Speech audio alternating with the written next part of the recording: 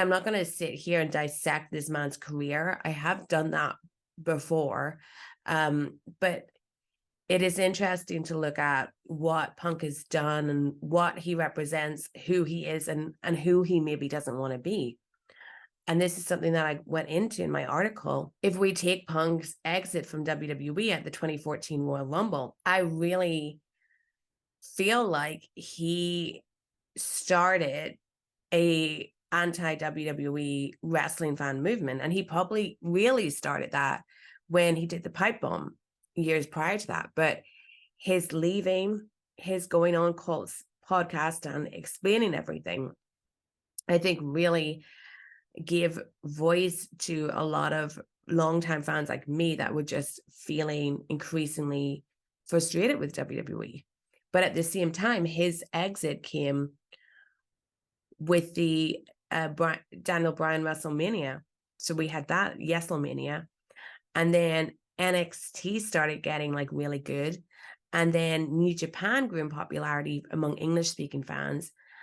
And then this all like leads us to All In. And so it just felt like Punk leaving WWE had kind of started this movement towards either wanting better from WWE or wanting a wrestling alternative. But he was just like, peace out, I'm done with wrestling. And I get why he felt that, because I think he went through a lot of bad things, with WWE at the end. But once the New Japan took steam, and then the indies with the Elite and Cody and All In took place, it became odder that CM Punk wasn't a part of it, especially when All In was in Chicago. And then when AEW gets announced, Cody, and I don't want to be unkind to Cody, but I've always felt like one of Cody's problems, and maybe this came to the surface once CM Punk joined AEW, but Cody was the guy that did the thing. Like, he left WWE, he took that risk. He made this whole list of people that he wanted to wrestle in the indies, had all these dream matches, went to Japan, and then AEW's formed, and he's like the leader of the revolution. Like, he's the guy that's front and center, because he really did talk more about the Elite, and he seemed to be leading the charge against WWE. And he was very much in like the same position as CM Punk, because he felt that he had been underutilized by WWE. I mean, Punk had gotten a lot more than Cody ever got. So you had to have like massive respect for Cody and what he did, and him like leading this charge. But at the same time, I felt that a lot of people felt like, we're accepting Cody, but we want CM Punk. He was like a stand-in for Punk, almost like a corporate stand-in in a way too, just because of how Cody presents himself. So I always thought when Punk actually got to AEW that him and Cody couldn't really coexist. And that's not saying there's any beef between him and Cody, because I'm sure Cody would take him in WWE in a second, because that's how Cody operates. But it was just like these forces that I couldn't see, working together. But yeah, when that rally happened, you have Cody up there as your ex-WWE guy rather than Punk. And then you have Jericho as the big ex-WWE star, which would have been the place for Punk. And, offers were made to Punk, and he didn't take them because he didn't want to take a chance on a young company. And Jericho did. And Jericho did the New Japan stuff as well. So here was this guy who has, in many ways, in WWE been in a similar situation to Punk, because I think that there were times when WWE could have done a lot more with Jericho, but they instead like had other guys they were picking. He never made it like right to the tippy top. And he was definitely hampered by the fact that he started off in that Rock and Austin era. I think he said many times that he's like George Harrison. George Harrison's great, but he's in a band with John Lennon and Paul McCartney, and what do you do? So at least he wasn't Ringo, but he was George. So he's kind of also taking the CM Punk mantle, but it's hard, I think, when you're a Punk fan to see him as a face of it, just because let's say he's on a different end of some things than CM Punk is. But when AEW is formed, yeah, you don't get Punk, but it's really exciting because you get the Elite, you do get Jericho, and then you get all these young stars like Darby and MJF. But there was still always the question of like, when would CM Punk join us? And then it happens in August 2021. And I think Tony, how he was with Punk all the time up until Brawl Out, Tony was in love. Like, Tony felt like he'd captured the white whale. And I think that Tony has learned something that I have definitely learned many times in my life now, which is, never meet your heroes. That it's just a bad idea. But Tony, I think that he'd never admit it, was kind of had the same mindset as me, that this AW, this house was built on the Elite and Jericho. And you can never take anything away from what the Elite did. And you can really never take anything away from what Jericho did, taking this chance in the company. But Punk was the spiritual leader. And then he'd finally come to take his rightful place. And I think Punk not being there from day one, therein lay the problem. Because I think that, I don't know if he regretted not signing up on day one. I think he probably did when he saw that, like, this is legit. But I think him coming into AEW and it having the Elite's name, and Jericho having this like really clear investment in the company. He has true investment in the company. And he also has a very strong relationship with Tony Khan. And I think when Punk was brought in, there was like a tension there, because Punk was not only just the new toy, but he was the toy that had always been wanted. He was the toy that had been on the Christmas list for years and years and years. And every year Santa had been like, we just can't make it happen. We just can't make it happen. And there were all these other toys that were great and they were really fun to play with.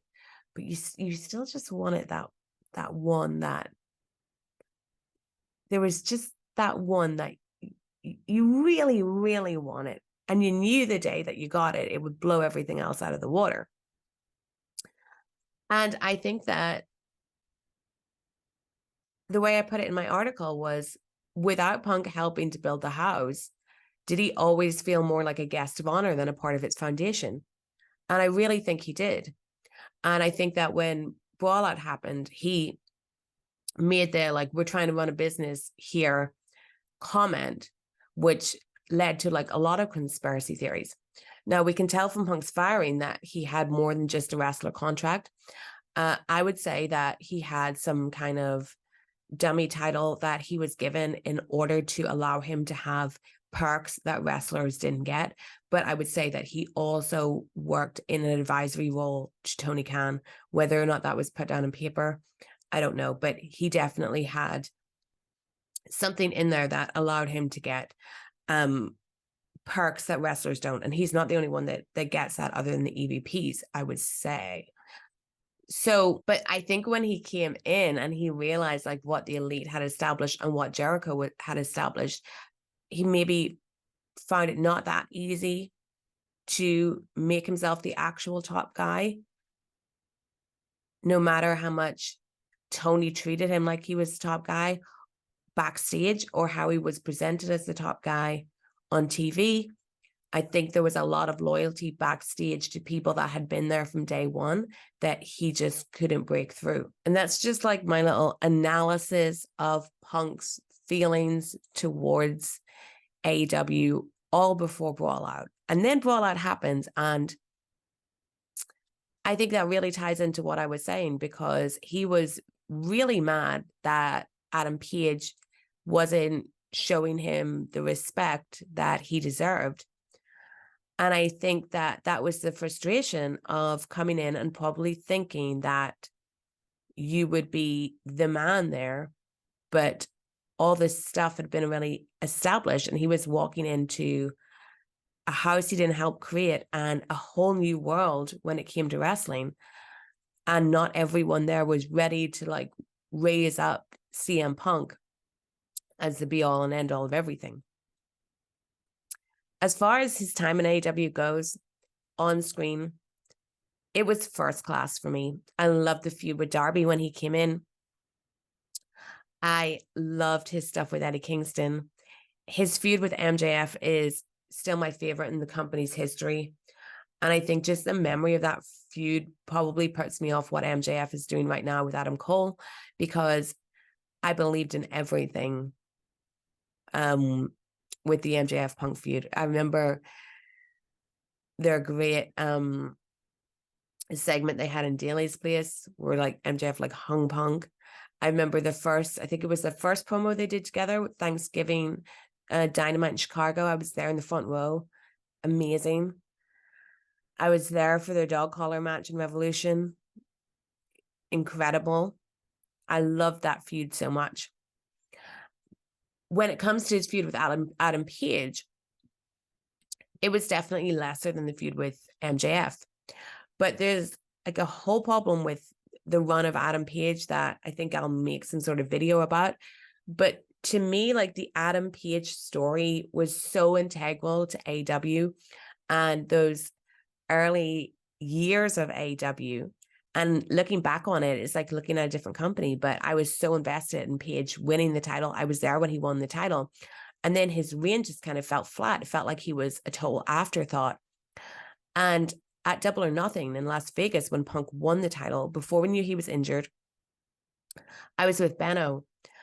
And Benno said to me, this doesn't feel right. And he's as big a Punk fan as I am.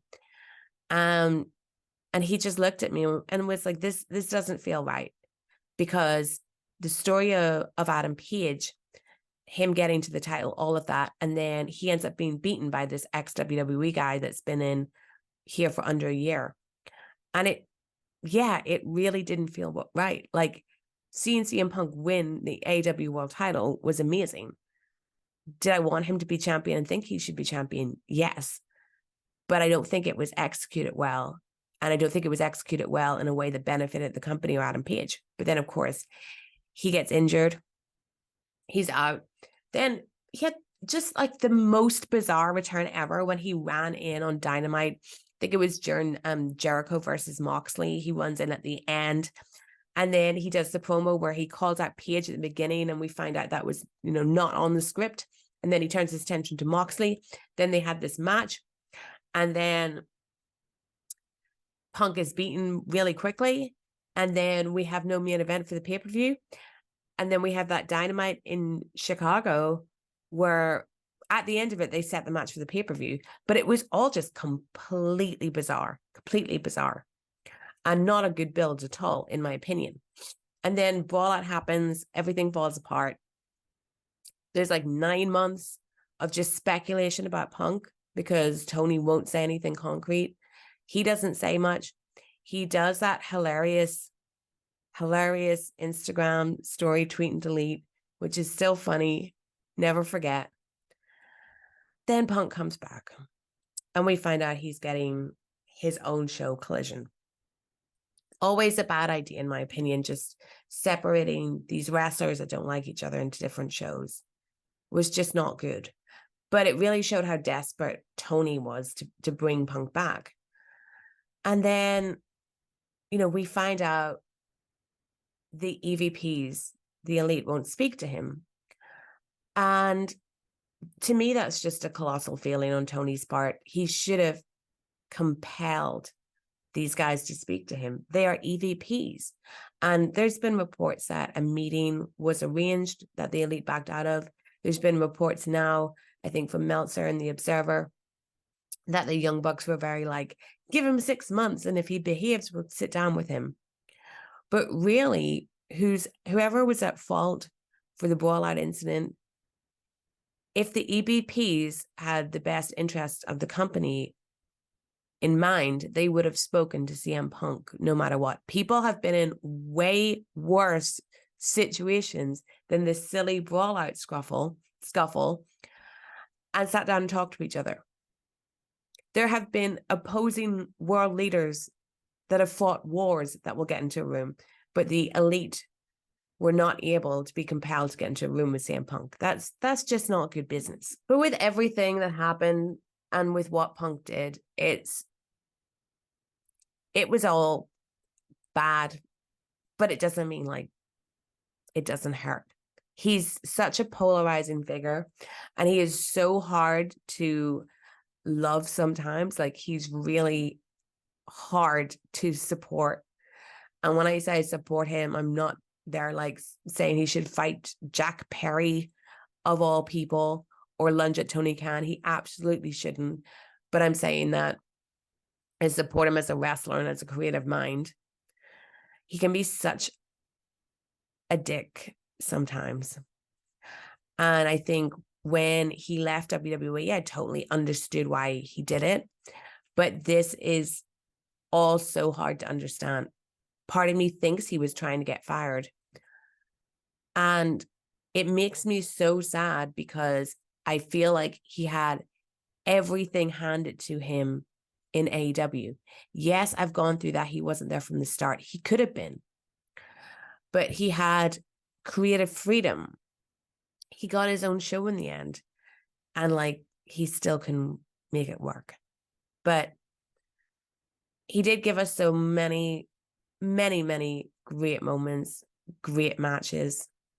It all ended with a Pepsi plunge in Wembley, which is nicely poetic. I do think for all the people that say that he's such a horrible guy, I don't think that's true at all. I think he definitely has issues, but to me, he's not any kind of bad or villainous person at all. I really appreciate the stuff he's done to support LGBTQ plus rights and also trans rights and women's rights. I really appreciate that stuff. And he is one heck of a messy, messy guy. So that's my feelings on Punk. Like, that's my little bit of Punk therapy. I am sad to see him go, but I'm even sadder to know how it all ended.